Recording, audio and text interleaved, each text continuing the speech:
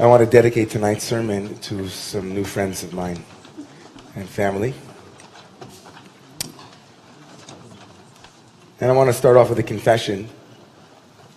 We're in a church.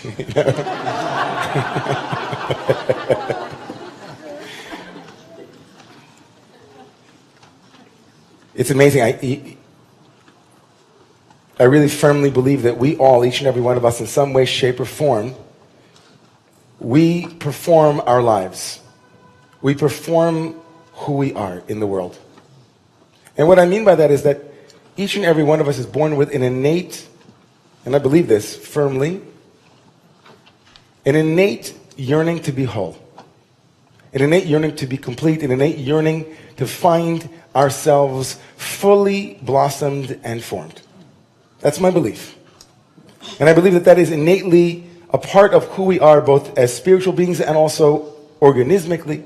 And that when we break, and if something is broken, our organism, our wholeness, pulls us towards completion, pulls us towards a sense of fullness. We are drawn to complete what is incomplete, to fill out what is not yet filled out, to mend what is broken, to fix what is torn, to sew. You get it, right? And so we, in every way, shape, and form, we don't even need analysis. We don't need fancy systems, although they are useful, because we perform our brokenness.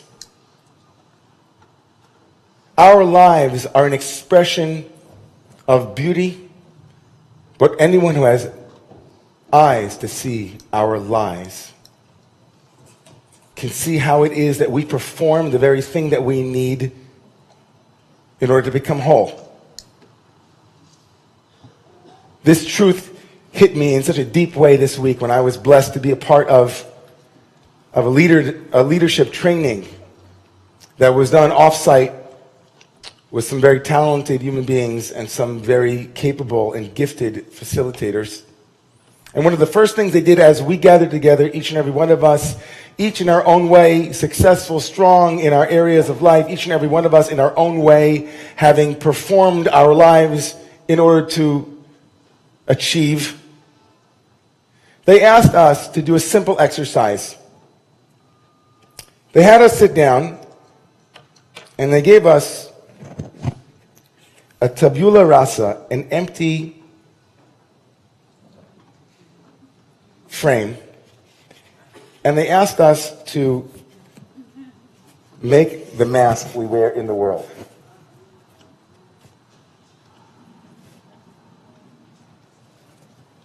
Those of you who don't know me for more than 10 years, I've spent at least 1,000 hours with a mask on my head like this. Exactly like this, because I was an ice hockey goalie. And from the time I was 6 years old, hundreds of hours every week, month, year were devoted to having this down and then up. I'm not going to tell you what was on my mask exactly, but seeing it made all the difference. Seeing the mask that I wear in my life to achieve what I need to achieve, to be seen in the way that I want to be seen, to have what I want to have, to display what I want to display. It comes with great benefits and costs. The cost that each and every one of us pay for the mask that we wear is that often we don't realize that the masks we wear are already the performance of how it was that we learned to lie about who we were. Often the masks that we adopt early on in our lives and then forget we're wearing later on are the masks that hide some of the very aliveness that we think the mask we're wearing will get us. The aliveness that we have, the truth that we hold, the person that we are and the person we want to be and that which we want to receive is often harder to actualize because of the masks that we wear. More often than not, we live our lives with a very intense sense of, if only I could take off this mask and show, but I dare not because. It really hit me in the gut over the course of the couple of days as I began to shed masks and to kind of take off different stuff that I was wearing. And as I became more and more exposed and more clear and more real, it was absolutely radically clear to me that what we call life 99.9% of the time is not life. And that when I found myself and others found ourselves saying, well, out in the real world back there, we said, no, this is the real world here. That I wind up thinking that maybe I was in Plato's cave. That the shadows are not in the cave, but in our lives, that we live our lives without touching what is true. How deeply we long to be seen and loved. How deeply we yearn for community. How deeply we wish to giggle. How deeply we want to rip off some of the masks that we wear socially and just connect with each other. And even coming to shul. You can walk into shul. I'm going to do it right now. Here we go. I'm walking into shul, and here's my mask. Man, what am I doing here, mask? Man, what am I doing? Who dragged me into this concocted place, mask? What is this God place? This is weird. What the hell is going on here, mask? Oh, I don't want to look at strangers, mask. Oh, I'm a really religious person, mask. Oh, I know how to be in a synagogue, mask. Are they going to judge me, mask? Do they know how important I am, mask? Can they hear me sing, mask? Oh, we have so many masks. In New York City and other places like New York, you can't live without one, can you? It's hard. So we go to doctors of philosophy with a poster of Rasputin and a beard down to his knees. We go to our therapist, we go to our work, we wind up opening, we come out in New York City, and then... And here's the thing about how we perform our life and about that innate goodness and innate yearning for wholeness that I said we each have. It won't go away. Meaning, the things that we cover over with our mask don't go away, they just go underground. So there I am at the age of 18 years old, having masked my whole childhood. I suffered so much in my childhood. I suffered. I wanted to be understood. I wanted to be seen. I wanted to have dear friends. And they were, high school. And then I went into a trip where I became like Mr. Religion Guy. Everybody thought, oh, Ingber, he's so religious. And I was crying in my room wanting to connect. And I venture a guess here that each and every one of us on some level, when there's safety, meaning when no one's looking, we take off our mask and we're like, here's what I really want to say. Here's what I really want to do. Here's what I really wish I could long for and say it out loud. Here's what I wish my community would look like. Here's what I wish my Monday nights would look like, my Tuesday nights, my Saturday nights. Here's what I'm going to admit. Here's how lonely I feel. Here's how happy I can be. Here's what dancing feels like for me. Here's what it feels like to be alive and to be human. And each and every one of us has that place. How many people here can say honestly that they don't?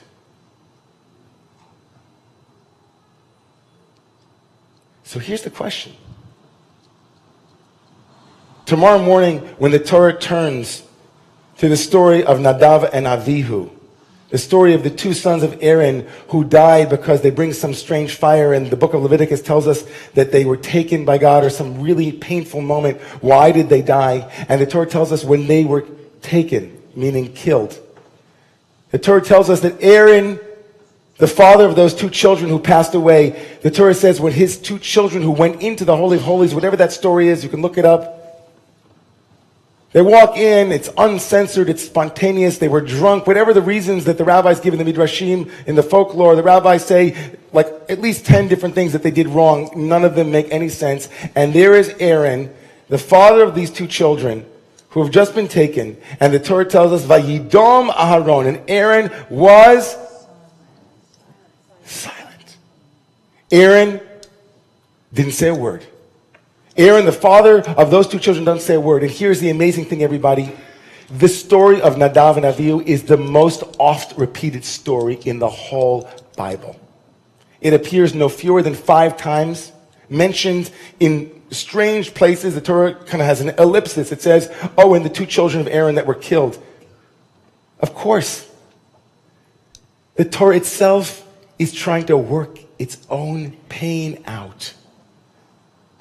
The Torah itself keeps repeating it like Freud's repetition compulsion. It keeps telling us the story of something painful, something that broke, because the Torah itself seeks wholeness. Like each and every one of us, it keeps performing its wound, seeking healing.